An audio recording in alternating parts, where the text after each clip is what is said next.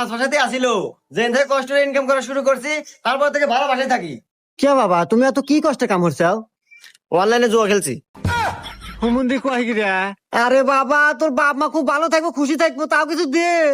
হ্যাঁ, যেদিন থেকে বাপ মায়ের বিয়ে হয়েছে তারপর থেকে সংসারে ঝগড়া বিবাদ শুরু হয়েছে, আজ পর্যন্ত মেটে নাই।